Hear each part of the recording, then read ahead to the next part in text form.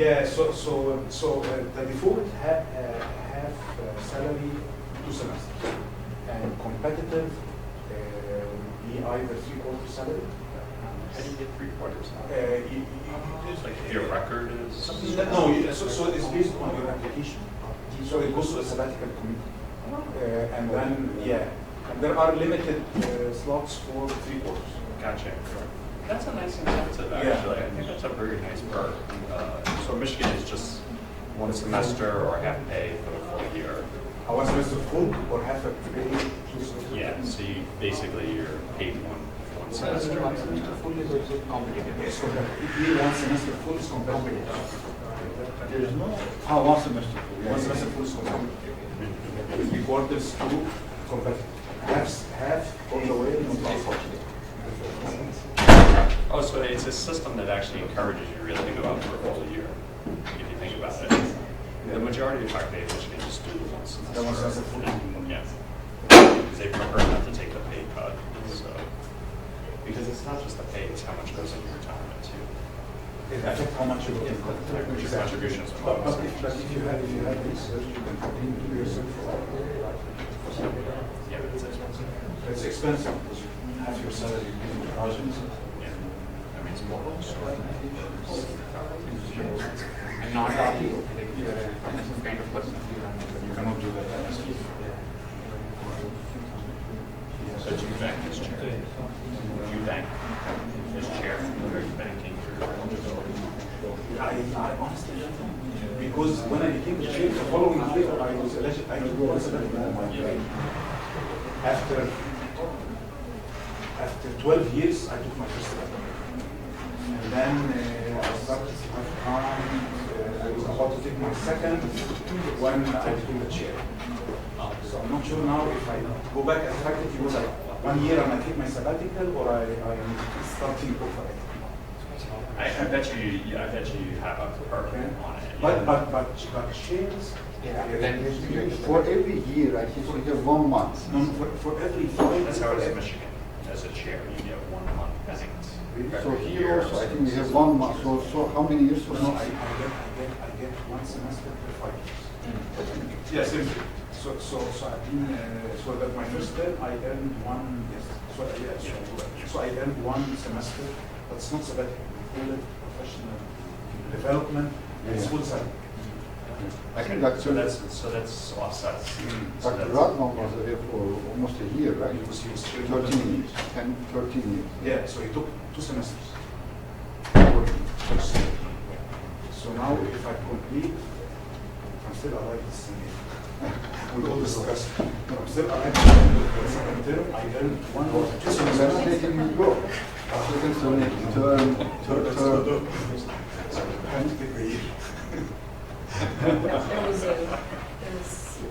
Sharia, did you meet? No, we lunch together. We had a great lunch. Yeah, great lunch. Okay, smart. This is smart people. I know. They're more smarter. I'm very humbled in there.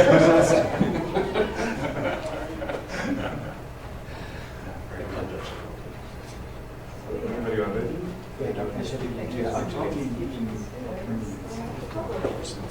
No worries. Should we get started then?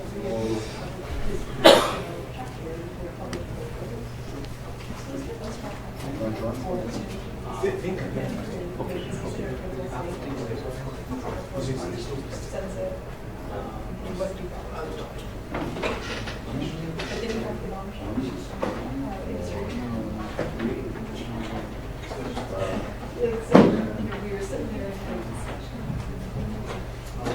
Maybe. Good afternoon, everybody. Let's get started. This is Friday afternoon. I know it's the end of the week. Everybody is ready for a minute of relaxation, but we have some very good treats for you before the end of the day.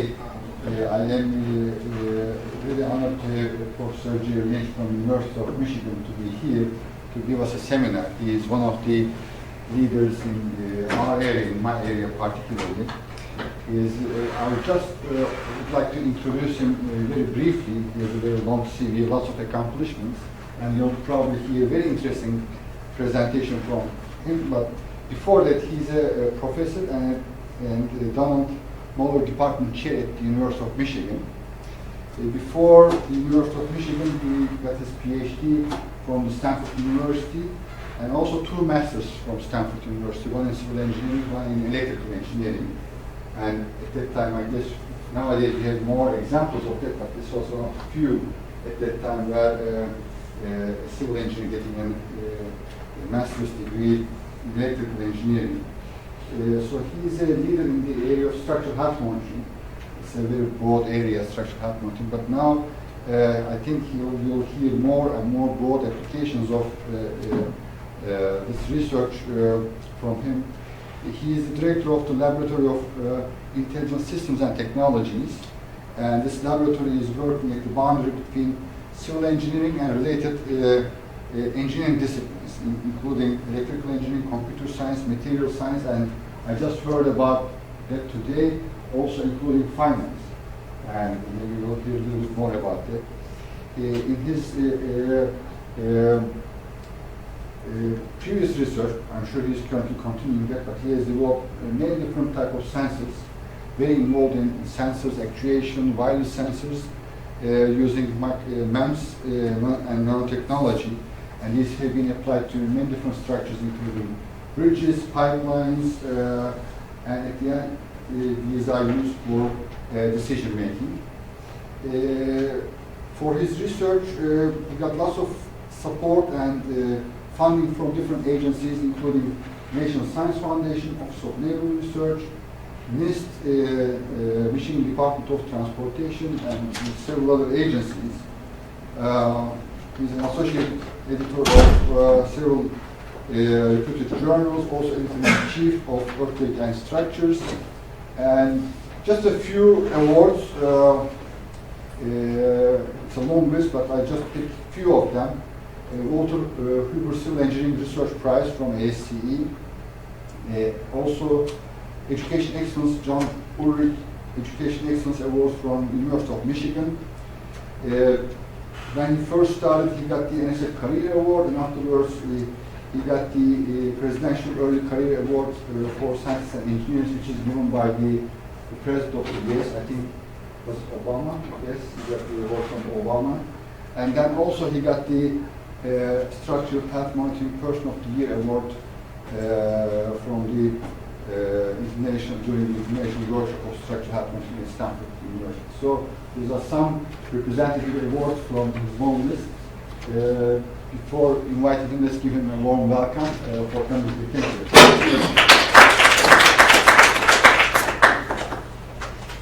Okay, thank you, Nishad. Before I begin, I wanted to first say thank you to the faculty, the students, and the staff for inviting me here. I'm very humbled when I saw the list of other speakers in the SMART series, seminar series. So thank you for that invitation, and especially thank you to Naveen as well as Mohammed and Nishadi for organizing this visit. It's been wonderful so far. So, what I decided to present is some of the work that we're doing in my group in the Smart Cities area, and it's going to start with a lot of the work that I did early in my career in structural health monitoring and how that evolved into opportunities to do a lot of smart cities work, particularly with communities. So the title of the talk is The Power of Sensing in the Age of Smart Cities, from Bridges to People.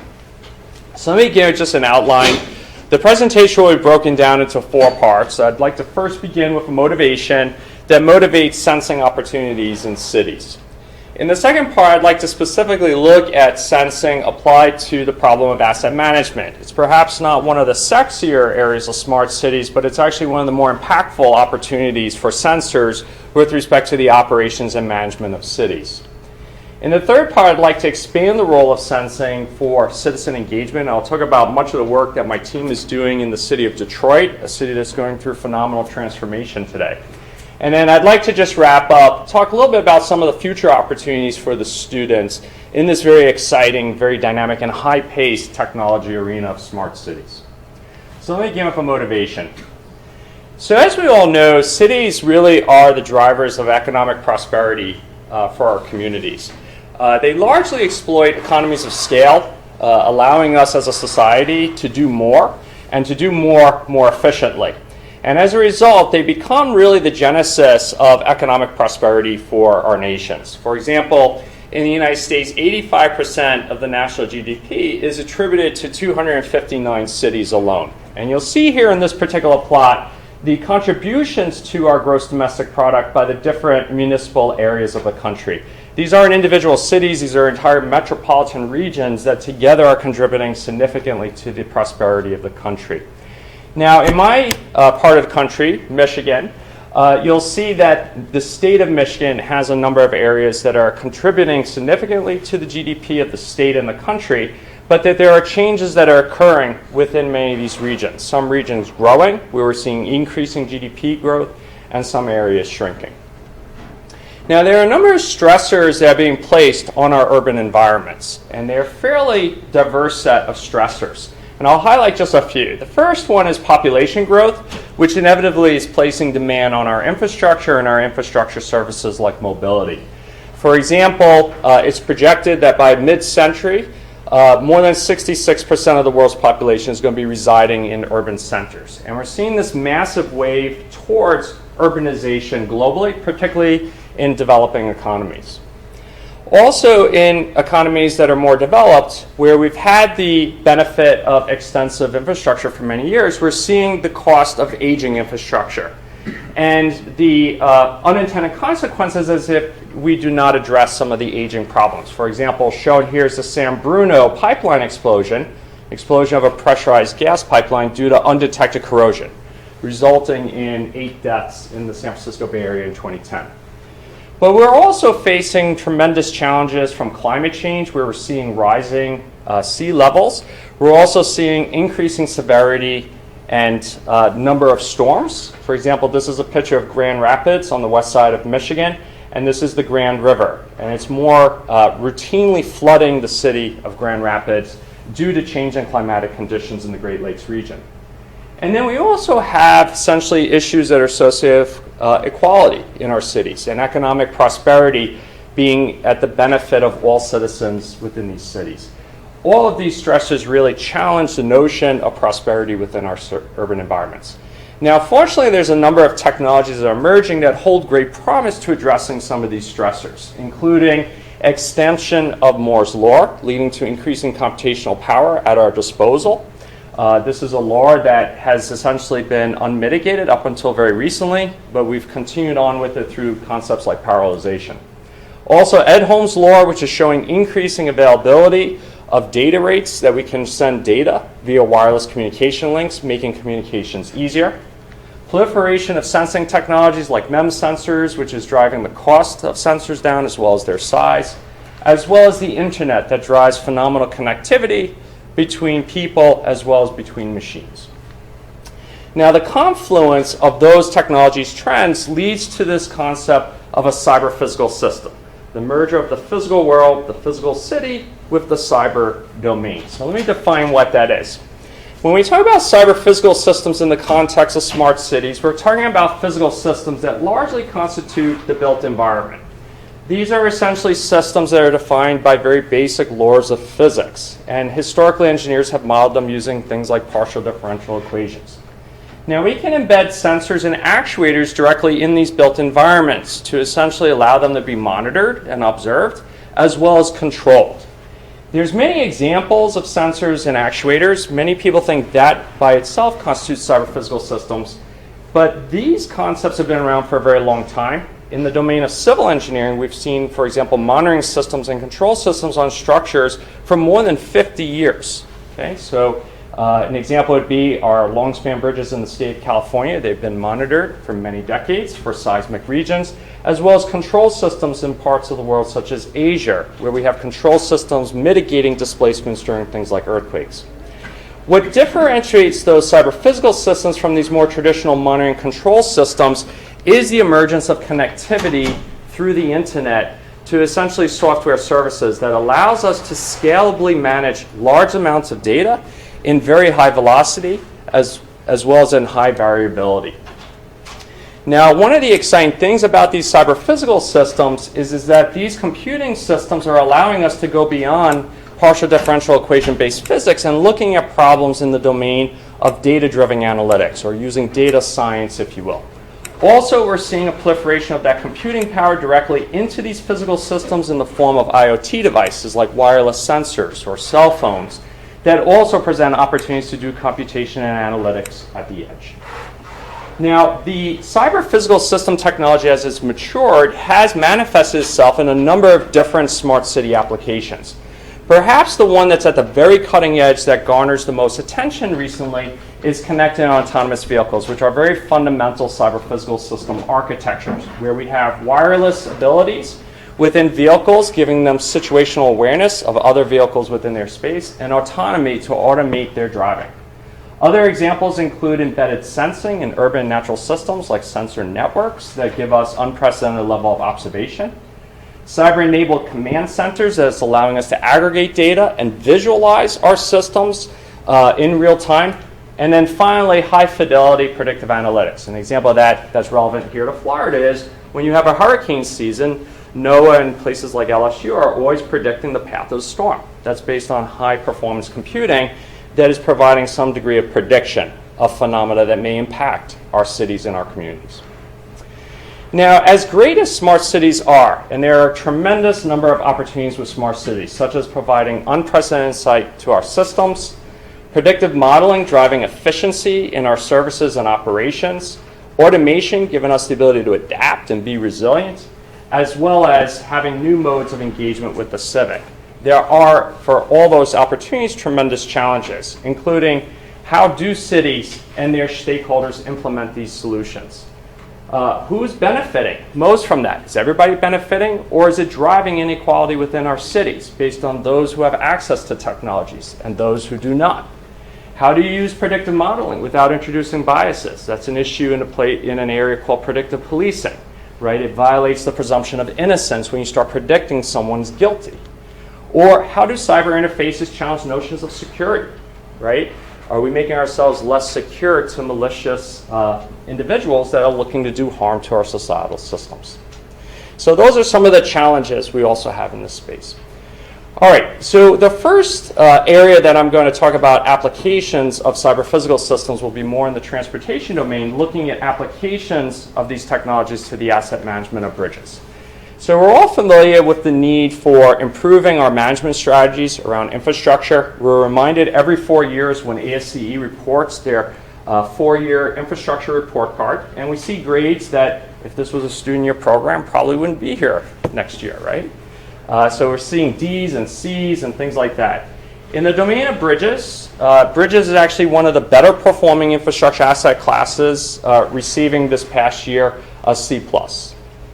Okay, so there's a long ways toward improving our infrastructure condition. Now, how is asset management decisions made in the transportation space with relation to structures like bridges, retaining walls, what have you? The traditional approach is the use of visual inspection, where we send inspectors out that manually go through a structure looking for visual signs of distress of the structure, and then also assigning a condition rating to the structural elements as well as the structure at large. This is an approach that's largely qualitative, but it's an approach that has a phenomenal track record. There's quality control measures that ensures consistency between these ratings, and there are automated decision-making processes that layer on top of the condition ratings that trigger certain actions on the part of the asset manager after an inspection is done.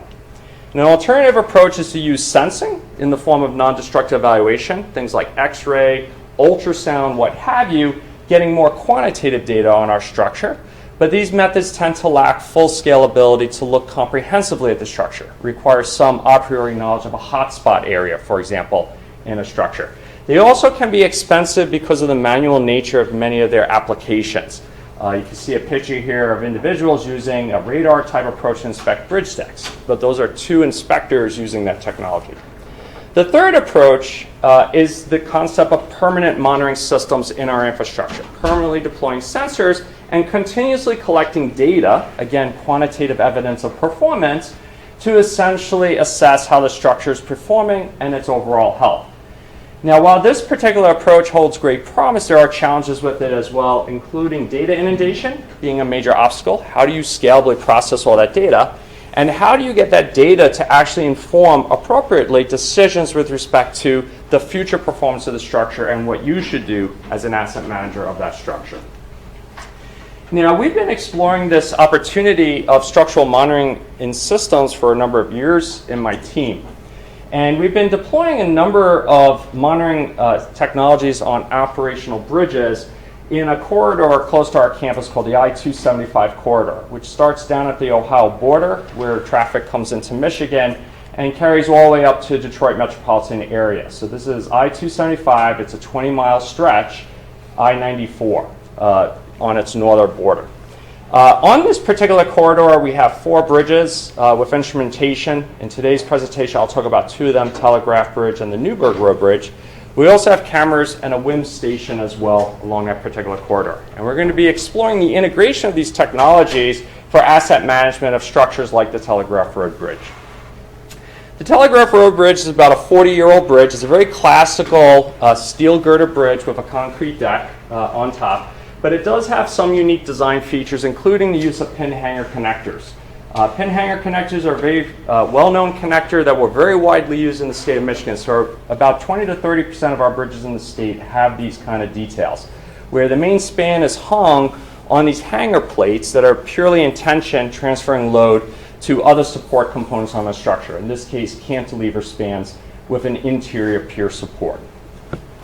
It is a 40-year-old structure, so it has a history of some distress. You can see, for example, some evidence of corrosion, deck cracking, failure or deterioration of the abutment structure, what have you. Now, what we did was many years ago, about 10 years ago, we began working with the owner of this particular bridge, the Michigan Department of Transportation, looking at tailoring an instrumentation strategy that was very specific to their needs. So instead of going forward with just a general purpose instrumentation strategy, we wanted to understand what were the areas of concern that asset owner would be making decisions around. And through that identification, we identified a number of instrumentation opportunities that allow us to actually collect data on some of those concerns, and then essentially develop means of interrogating that data to give us insight to both the health and the performance of that structure. And the 2 areas of primary concern that owner wanted data and information about was the performance of the hanger plates, because of the history of brittle failure mechanisms associated with that detail, as well as the performance of the bridge deck. So we developed an instrumentation strategy that would be responsive to that. So shown here is our instrumentation strategy. It's a very dense instrumentation strategy. It's not what the commercial sector would do, largely because we've used this platform for research purposes for more than a decade now. We have a number of accelerometers that are primarily collecting vibration data that we use strictly for validating and updating our models, finite element models of the bridge. But our primary focus on this particular structure is a series of strain gauges that have been deployed throughout this particular structure. The deployment of those sensors are essentially being done using wireless telemetry for the collection of data. So these are solar-powered wireless sensor nodes that are going to collect the data. They're relatively easy to deploy, and I'll show in a minute some of the pictures of deployment. But it's a system that we've developed ourselves at the University of Michigan, and we've been using for a number of years. We can collect data on 4 sensing channels, and it has a pretty high resolution of 16 bits. And it communicates data through essentially a power-amplified IEEE 802.15.4 radio, or Zigbee radio, although we don't use the Zigbee protocols. It has some onboard memory as well as onboard data processing, so we'll do some rudimentary analytics directly at the point of data collection with this platform. Shown here is actually that sensor node bundled with the different modalities we'll be deploying on that particular corridor or on the Telegraph Road Bridge. So you'll see on the left a acceleration node that includes signal conditioning circuitry, our wireless sensor nodes. These are essentially powered by rechargeable batteries, lead-acid batteries that we deploy. And we have a charge controller that's going to essentially use solar panels to keep these devices continuously charged. And that can be a challenge in the cold winter just based on the efficiencies of recharging lead-acid batteries in extreme cold temperatures. Our strain sensor is shown on the right. One of the unique features of strain sensor is that metal foil gauges typically are consuming a high amount of power due to their low resistivity.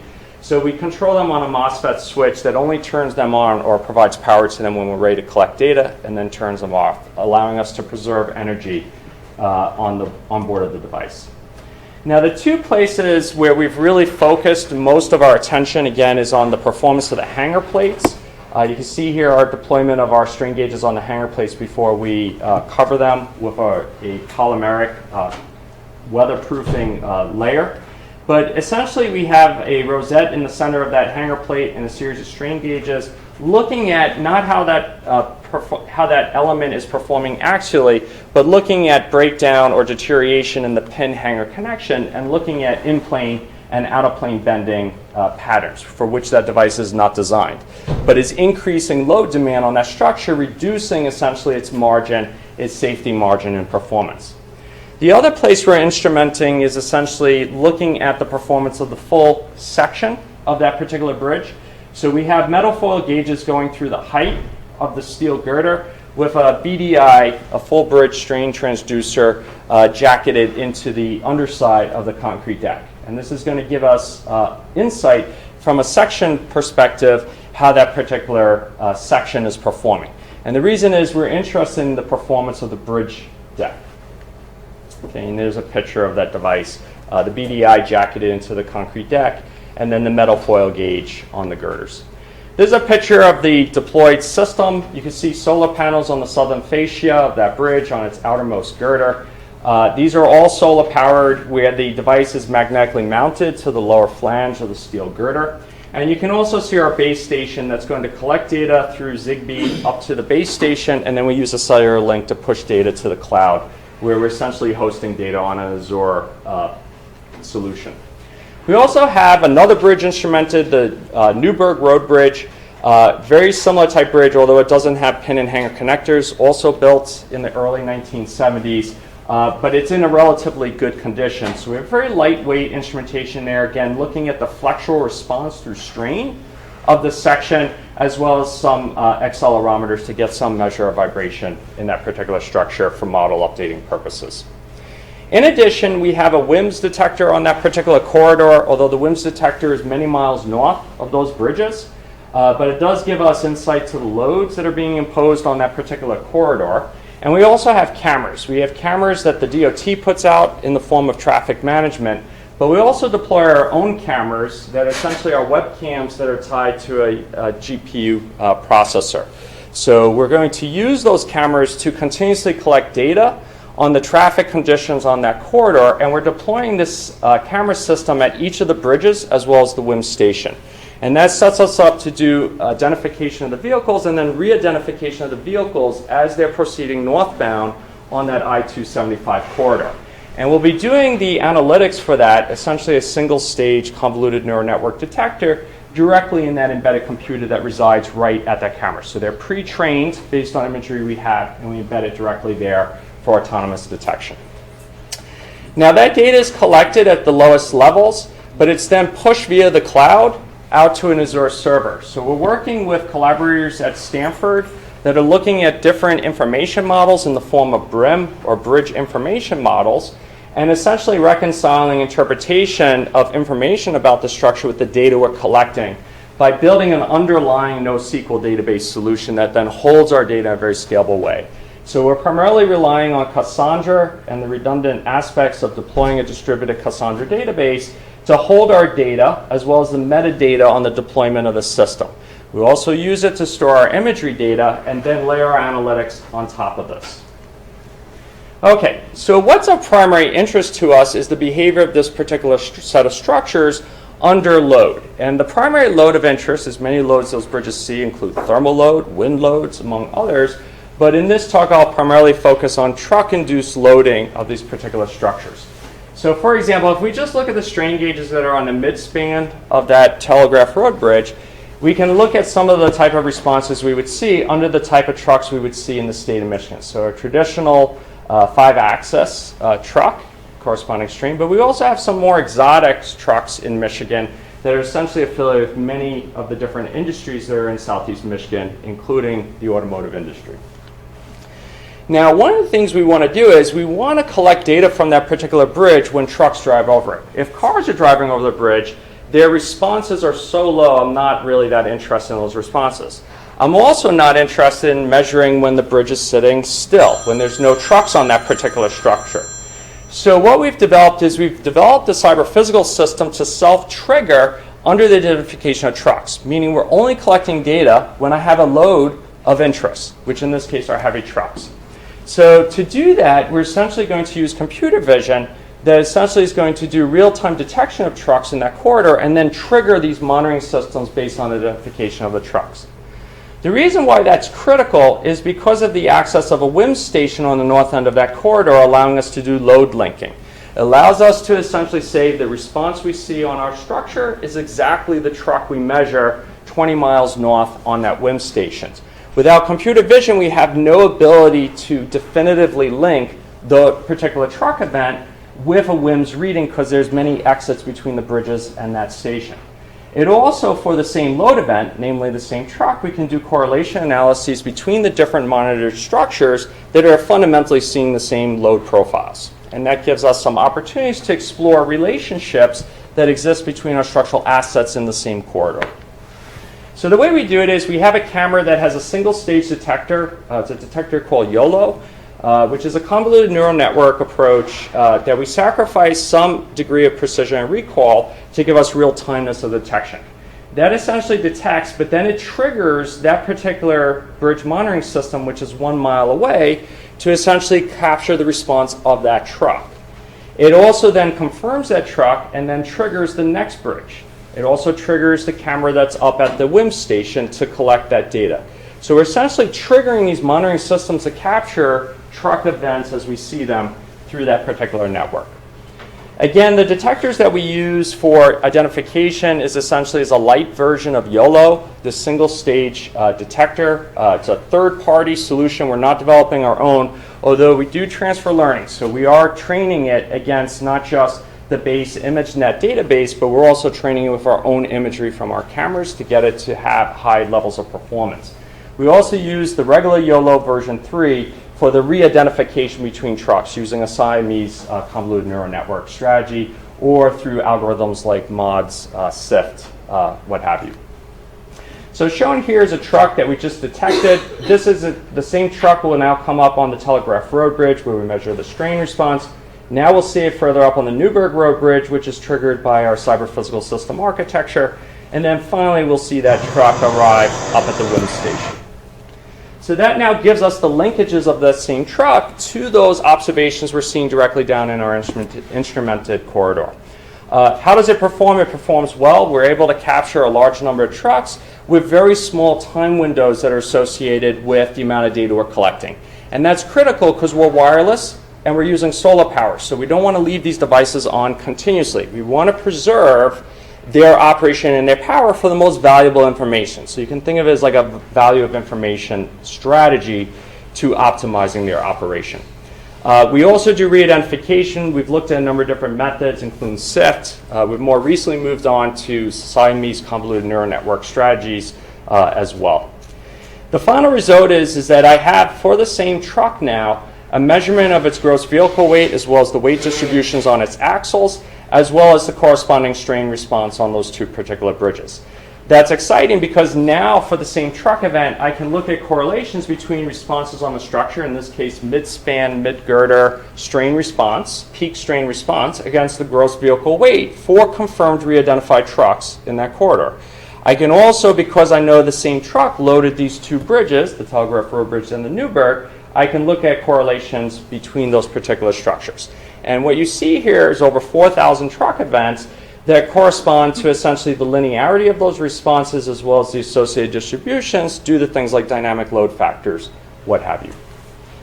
Okay, now how does the DOT use the data? How does it actually affect their asset decision making? In the case of the Telegraph Road Bridge, the owner has had to do overlays on that particular structure multiple times over its 40-year life. And one of the fascinating features when you look back at the history of the structure is that the midspan, which is in full composite action, has very, very good deck conditions. It rates very high and doesn't often need to be replaced. But the wingspans have high degrees of spoiling and cracking in that deck. And the question is why? And the reason why the DOT wants to know why is they spend a phenomenal amount of money replacing bridge decks on these multi-girder steel concrete deck bridge structures. So what we began to look at was with the distribution of strain through the height profile of the section is to better understand what was going on both in the composite action area, which is at midspan, as well as over the piers, where we have a state of negative bending moment, and for which in the 1970s the AASHTO code did not require composite action. So there's no shear studs there welded to the top of the flange of the I-beam to enforce composite action.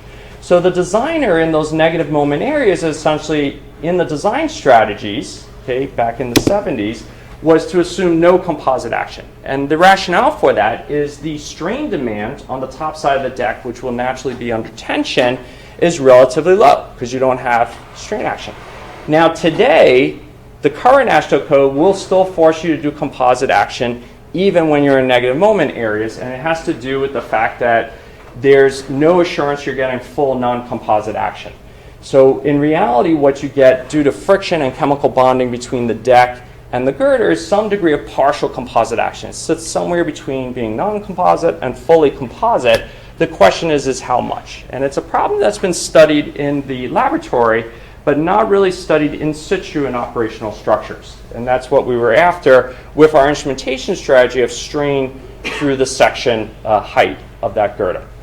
So we've been looking at essentially defining, based on the very basic mechanics of performance of the section, how that particular section is behaving to extract out from our data some degree of measurement of the composite action that's occurring in an area for which the designer was designing not to be in composite action.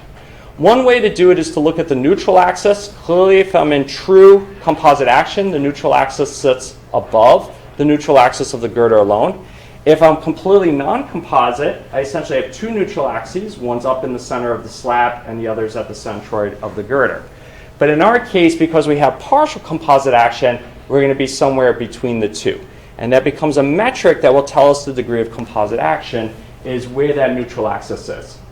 So the way we use our strain gauge measurements is, for example, if you see here, this is a typical strain gauge measurement under a given truckload. We extract out, after we've low-pass filtered those measurements, the peak responses. Even if that has a dynamic component, the equilibrium condition is such that equilibrium has to be imposed at every point of time. So if we then plot that strain, okay, and then impose essentially an analysis of equilibrium, we essentially can look at, under assumptions that plane sections remain plane and the slab is not going to lift from the girder, that we can essentially establish equilibrium conditions on that particular section. Okay, so we do that by assuming a plane through that particular set of measurements, and then use that difference between essentially the measured deck strain and the maximum measurement strain on the upper flange of the steel girder to give us differential strain measurements there, which is a direct measure of degree of partial composite action, and we call that slip strain.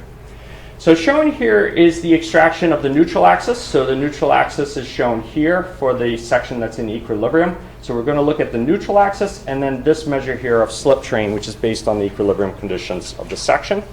So first we see that the composite action that's measured is very accurate where we actually have composite action.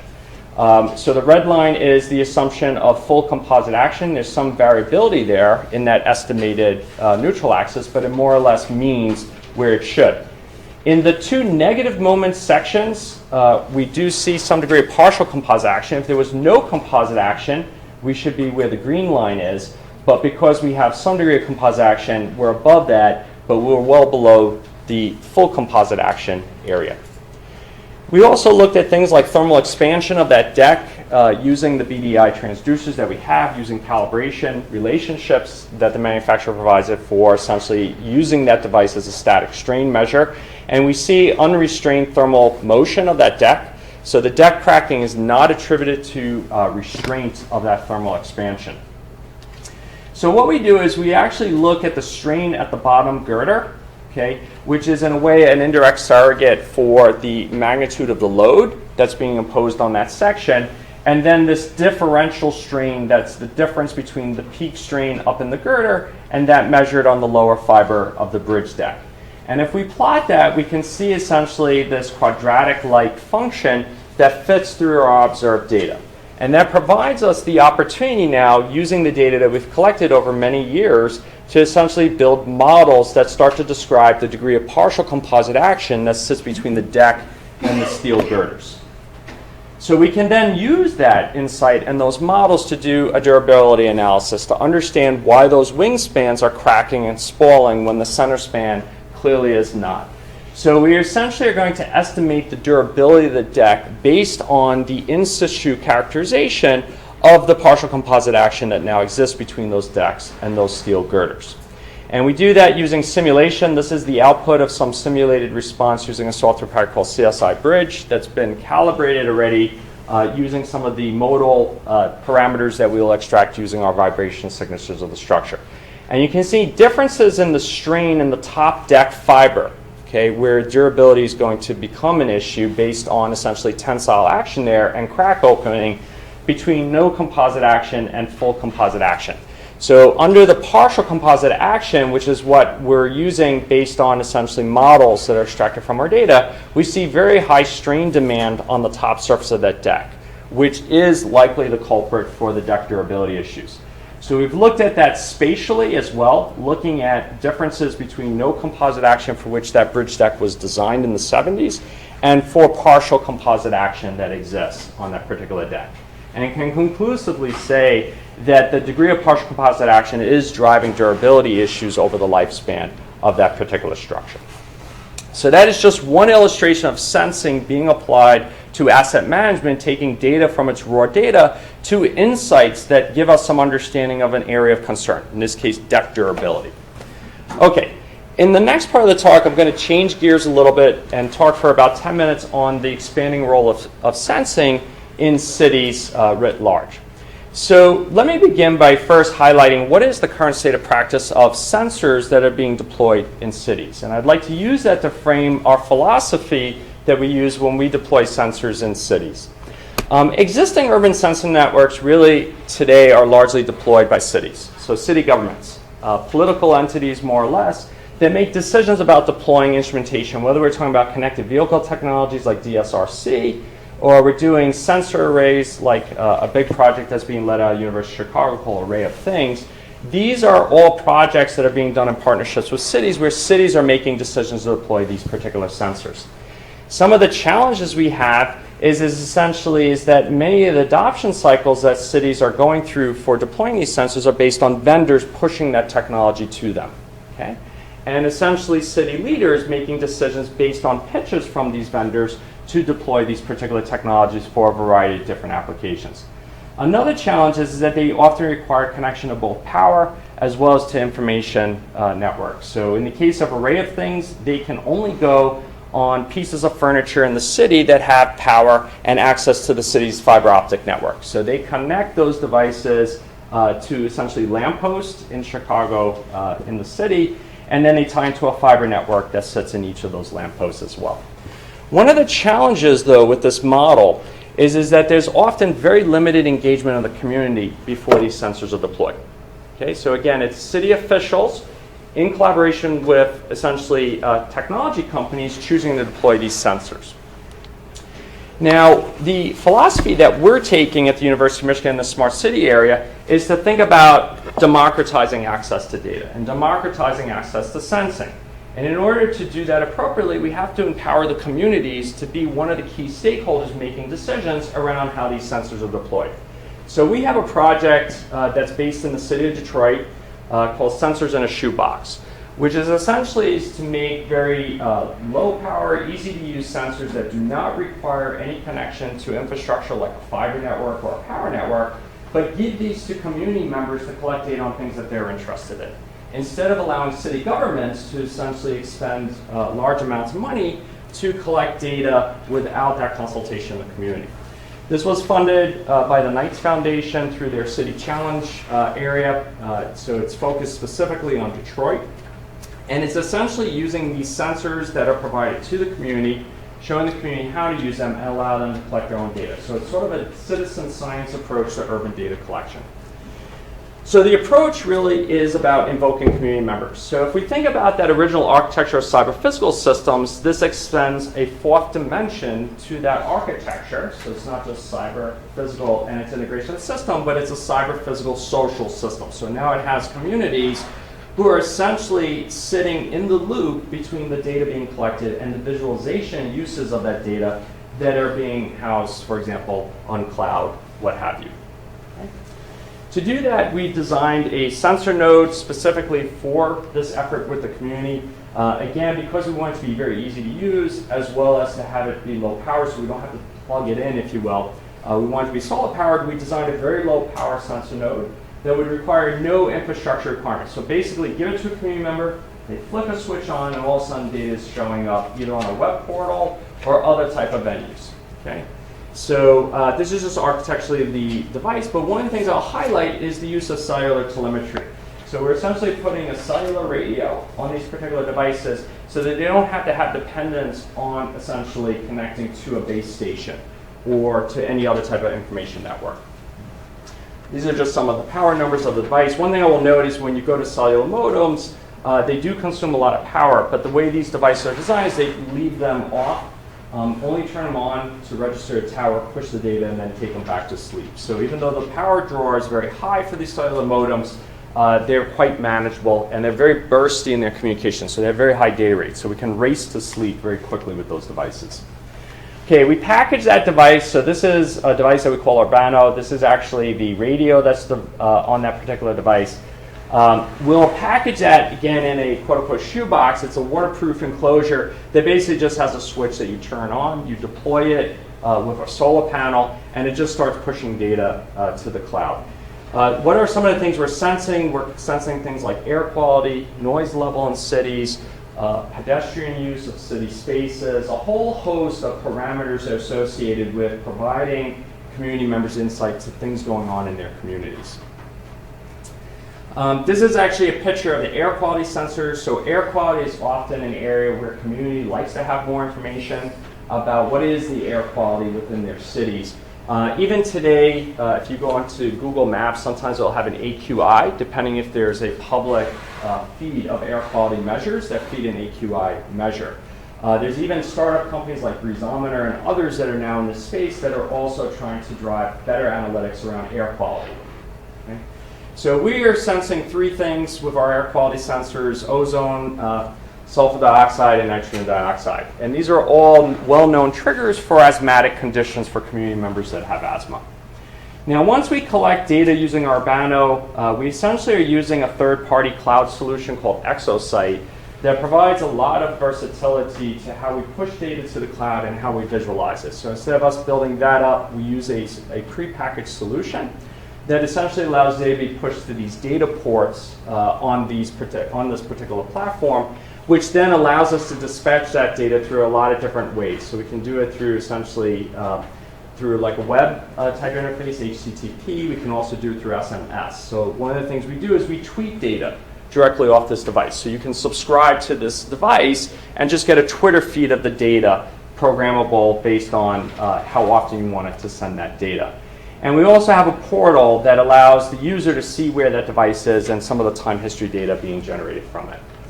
Now, we've deployed it largely with middle school students in the city of Detroit. Detroit's a city that's what they call a shrinking city. It's a city that's gone through dramatic population decline from 1950 up until the modern day.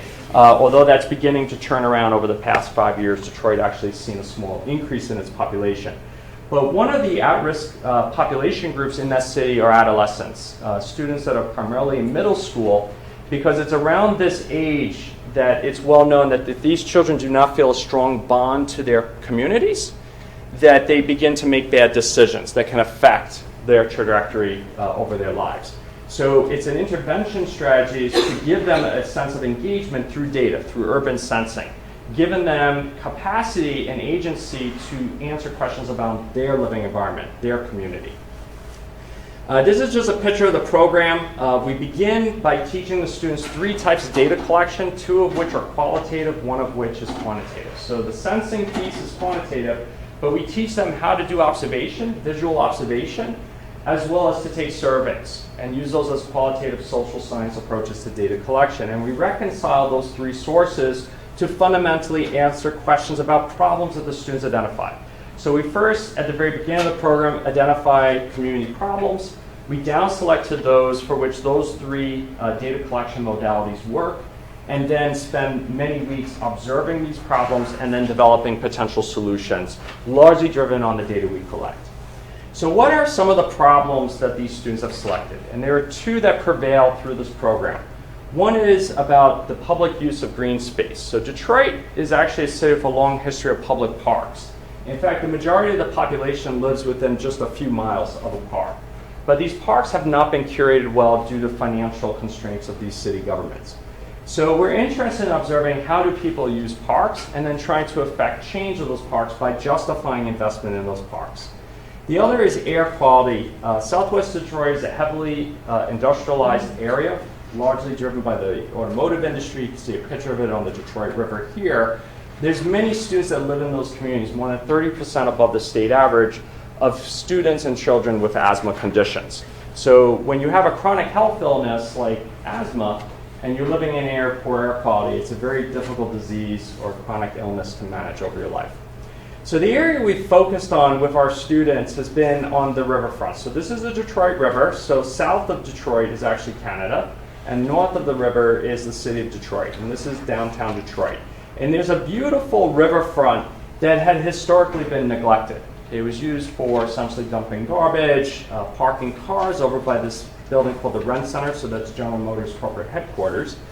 But there was essentially a riverfront conservatory that was established about 15 years ago that it came in and revitalized these areas. So this is before, and this is now after. They've made green spaces, recreational spaces. It truly is a very exciting, very, very well curated park space for the city. It's the central park, if you will, for Detroit. A challenge with this park is who's using the park. Okay? And there's many communities that reside in direct adjacent to that park. So north of Jefferson Avenue is essentially the east side communities, and on the west is the southwest Detroit community. And the question is, how many of these community members are coming down into this park space? So one of the things we've been sensing is pedestrian utilization of these different pathways into that public sphere. And we want to understand how much are these cuts.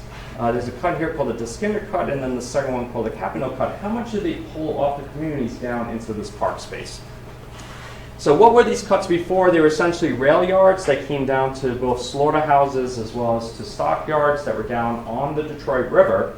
But today they've been repurposed as essentially greenways, sort of a rails to trail strategy that's now pervasive in the city of Detroit. So we deployed essentially pedestrian sensors. So this is actually data that we're collecting, and this is a visualization of it through our ExoSight platform that's actually looking at how many pedestrians are coming down these greenways. We have 3 sensing locations. These are essentially using pedestrian counters using passive IR sensors. Again, the students just deploy the device. You can see they're solar powered, and essentially we're collecting data. And this is collecting cumulative counts of pedestrians going past those 3 measurement points. Now, if we look at those 3 locations, one area in the middle of that Capino cut is essentially a community center and park ground.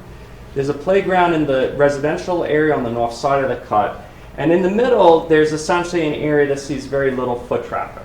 So what does this pedestrian data tell us if we look at it? It tells us if you go and you look in the winter or the summer, you'll see that essentially the pedestrian patterns we see within this urban sphere are very largely driven based on precipitation. So in the summer when it rains and in the winter when it snows, essentially that second location gets covered up with water and ice. So water in the summer, ice in the winter, and that explains why between these 2 heavily used areas, playground and a school, we see very little foot traffic because pedestrians are walking around that measurement point, and we can observe that in situ with our data. We also have collected data in a number of different locations. For example, on the Deskinder cut, we have essentially both pedestrian counters as well as air quality sensors there. Again, we can look at the cumulative count of pedestrians in that space. And you can see essentially an increase in the pedestrian count. This has the same scale from essentially early spring to midsummer. And if you look at it during the temperature, you would see an intuitive pattern that when it gets very hot, typically pedestrians come out as it gets warmer, but if it gets too hot, we see a drop off there.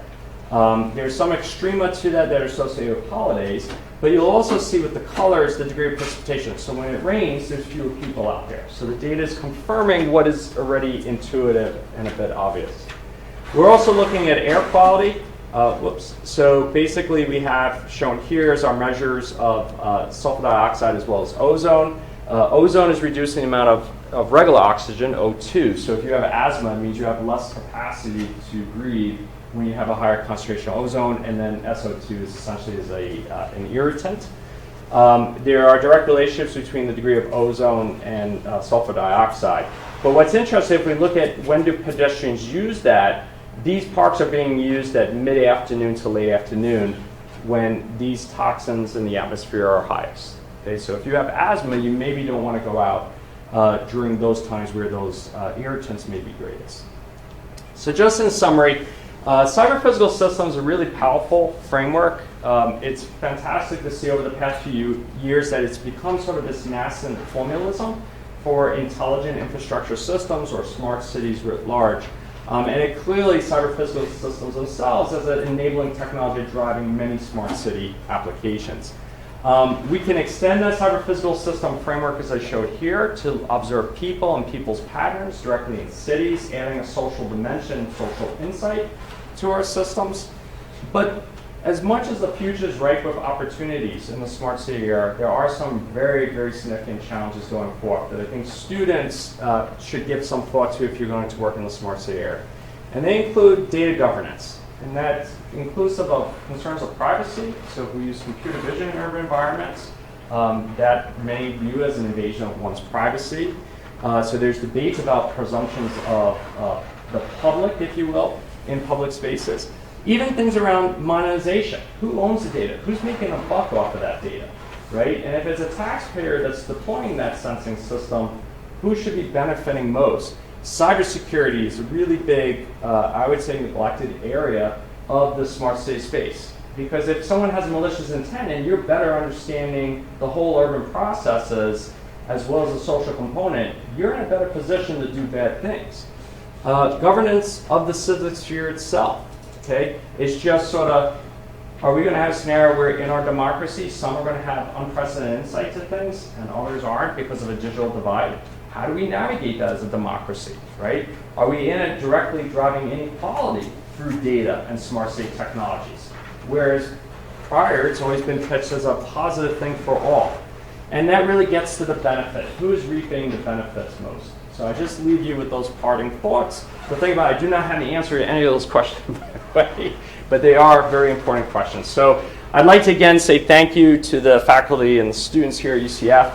And I'd also like to acknowledge that the majority of the work at SHOW has been supported by the National Science Foundation. And most important, I wanted to highlight that I don't do much of the work. It's actually my students. So I'm really very lucky to have such a great group of students and postdocs. So I really owe all credit to them for the work I showed today. So thank you. Thank you very much, Professor Lynch, a very thought-provoking presentation. And we have time for questions. Thank you. Questions regarding the process of use sensors to measure the vibration or stress on infrastructure.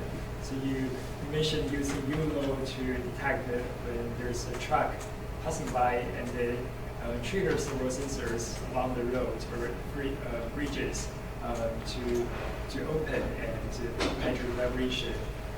I'm interested in knowing how do you determine the time window between each sensor? Yeah, so the first sensor, the first camera that's at the very southern end of that corridor, it detects the truck, but through sequential frames and a reference of space from the view of the camera, we can get a rough estimate of the speed of the vehicle. And then based on that speed, we make an assumption that that speed will be relatively constant, plus or minus maybe 3 to 4 miles per hour off of the estimated speed.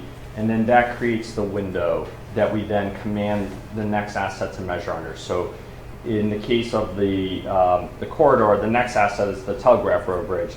It's about 1 mile away, so we quickly make that decision very quickly, and then through essentially that CPS framework, tell that bridge monitoring system when to turn off and when to turn off.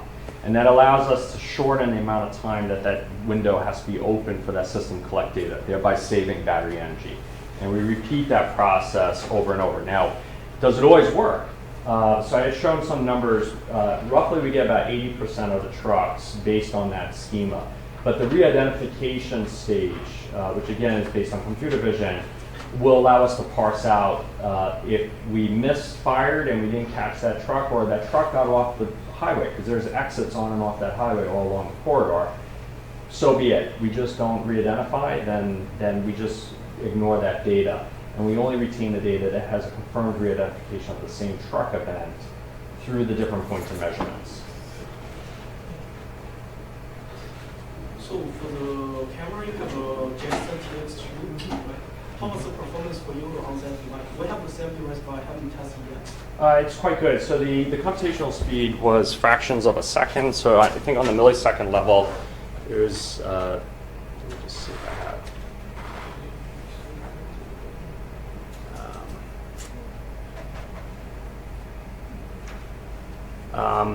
I don't have it here, but it's less than a millisecond to, or no. So I think it's 1 to 2 milliseconds for it to essentially do. So it's not YOLO version 3. It's YOLO version 3 Tiny. So I think it has 15 stages in the convoluted neural network architecture. So it is designed for speed purposes. So that if we had a regular YOLO, so we use the regular YOLO version 3, which I think has 30 to 40 layers. That's done offline for the re-identification stage. So we don't do re-identification real time. We only do identification of the truck directly at the GPU. And that's the tiny version of YOLO 3. And that's on the order of, I think, 1 or 2 milliseconds. On the TX2? On the Jetson, yeah. So, yeah.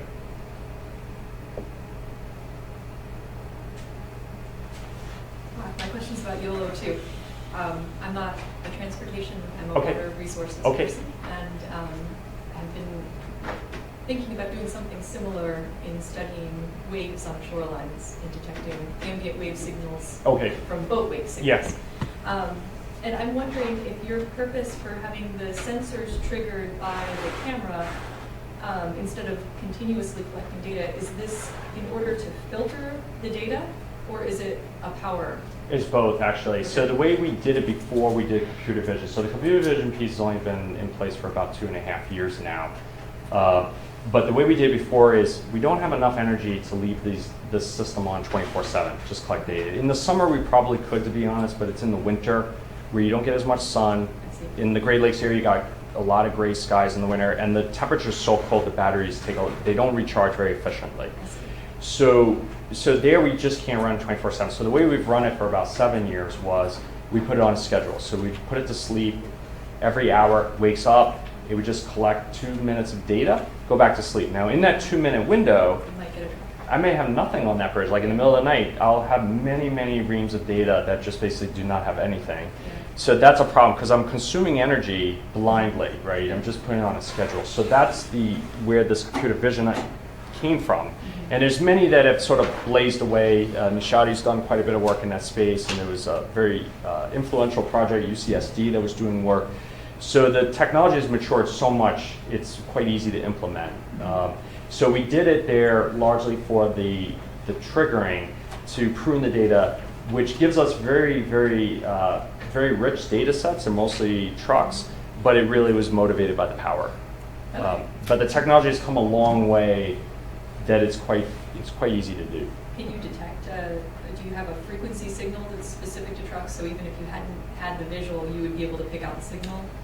Yeah, the challenge, so we tried that, and that does work. So one of the things we did do was we sense a bridge, a vibration on the bridge, and we have, there are some very simple analytics you can do directly on that first bridge to then trigger the next bridge.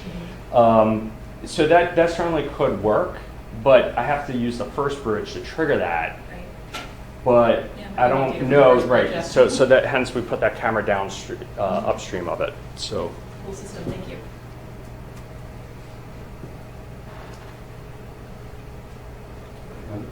Okay, another question. Somebody else. Okay. So this question's about your cyber physical social systems. So it seems like in this project you were really hands-on with the students Yeah. who were using the data. Yeah. And I was just wondering, as you were kind of explaining it at first, I was wondering, what is the role of the researcher in training the citizen scientists to use Right. the data? I Right, can see so a we do- little bit of information Yeah, so being used the wrong way. no, so we do have 2 sessions with the students to actually show them, get them up to a level of comfort with the sensor. We actually do open it. We show them from like a STEM perspective. This is a sensor, this is a radio, how these things work. But they really truly are designed to basically flick them on, collect data. The place where we do spend a bit of time is like how do you deploy it? And we actually go with the student. We're deploying with the students because after the students deploy, we leave them in place. And then we just sit collecting the data, and we use the data for our research. What about the analysis and interpretation of the data? Yeah, so what we do, for example, for the asthma context, one of the things that the students wanted to have was they wanted to basically just have a Twitter feed that was giving them threshold levels, like sort of a red light, yellow light, green light on some of those metrics, and they would just subscribe to the Twitter feed. That's pretty intuitive for the students. They don't need to go to any web portals and fumble through data. So that was one way that we did that there, was that. So did they ever have their hands on the data themselves to analyze it or interpret it? Not really. So the focus of the program was really to visualize the data and allow them to make decisions, not really to get into like training them on data use. However, I do think that is an important part because that's, for example, anything that a city deploys has to be released to the public through like digital government provisions. So like all the data all these cities are collecting are actually on the web already. You can find them all. Okay, good. But good luck trying to find it. So sometimes getting access to the data is the biggest challenge for individuals that are outside the initial decision to deploy these systems. So that is an important part. What you're raising, I think, is really important, is that we want to be transparent with our data.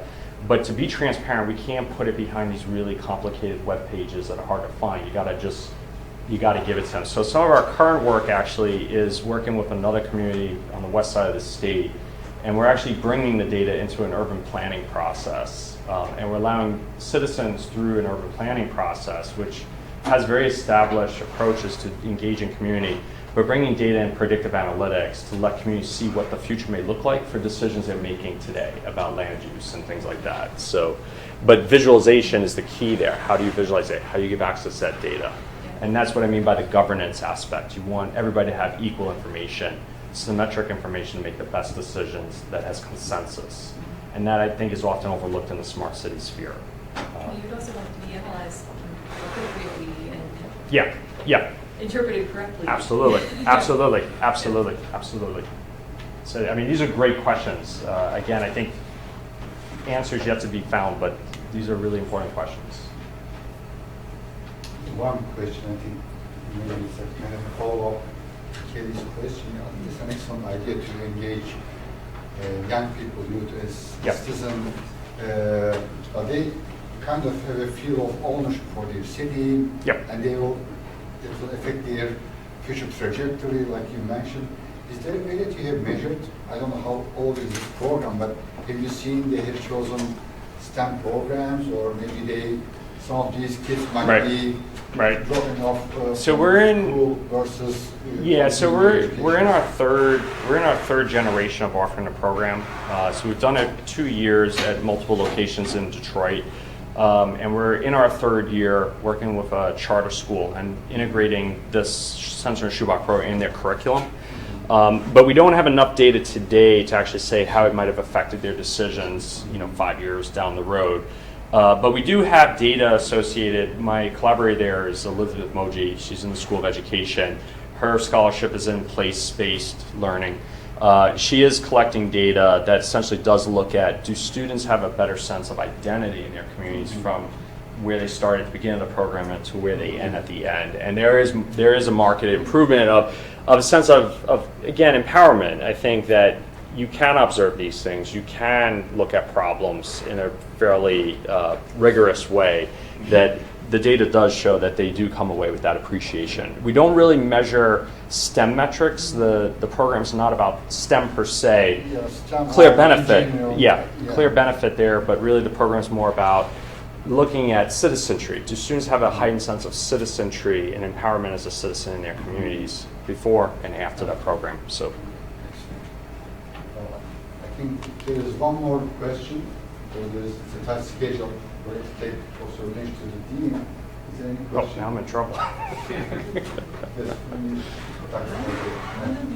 more interested in a bundle sensor node. So in there you have air quality sensor, right? So how many bundle nodes you made? So we've probably made about 30, 40 nodes so far. We're going to open source it this summer under like Creative Commons license. So we're going to put it out in the public domain. But we have about 30, 40 that we've deployed through Michigan. So we've done a whole bunch in Grand Rapids on the west side. Benton Harbor and Detroit are our 3 areas that we've deployed, all doing different things. The ones, for example, in Grand Rapids were tracking, believe it or not, food trucks. Because they're like food, do you guys have food trucks here? So food trucks, the food truck industry, the way that works is a food truck owner takes a permit from the city and just pays $500. But the food truck is allowed to park in all these different locations. In something people don't think about, connected autonomous vehicles. That scares the bejeebies out of these cities because cities make a lot of money on parking revenue, right? Parking meters you pay to park. If you have autonomous vehicles, there's likely to be a lot less parking in the city, right? Because a car can just pick you up and take you off somewhere, right? Sharing economy. So there's this whole movement in the urban design space on what they call curbside management. So Grand Rapids was looking at charging food trucks for how many customers they receive. So they had a sensor, so we were using Urbana to put GPS plus the pedestrian counters to actually look at the food business on location and then start looking at pricing schemes that the city could use to price very lucrative areas in the city, part of what they call curbside management. So there are some, so we've used it there, we've used air quality in Detroit, and in Benton Harbor we're actually using it to look at ridership on a public transit system. So we're using it there as well. So it's a little bit more than a commercial GPS tracker, which is a very cheap solution. But we're looking at essentially extracting the OD pairs of the whole ridership of the public system using these Urbana nodes. So we're doing it there as well. Okay, so for the air quality sensor you use access to do you do calibration? For the air quality, yeah, you have to calibrate those. Yeah. Okay. Yeah, they're relatively low-cost sensors. So there's they do have to be calibrated. We do calibrate them before we're deploying them. We have a clean room facility at the university. We take it in there with essentially a controlled vacuum changer where we can essentially vacate the chamber and then inject a gas and then calibrate of the known concentrations. So the pedestrian counter is probably a lower quality sensor. They're like literally like a $2 PIR sensor, but their precision I don't think is a necessity. You're looking for a general feel for how many pedestrians. So. Well, let's thank Professor Lynch one more time for the next. Thank you very much. Thank you.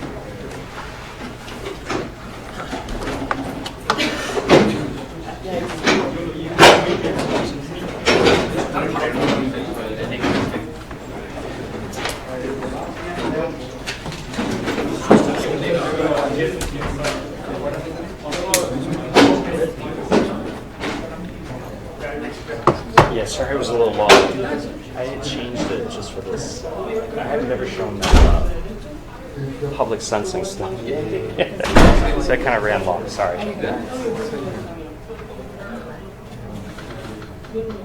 So the dean's in this building or a different building?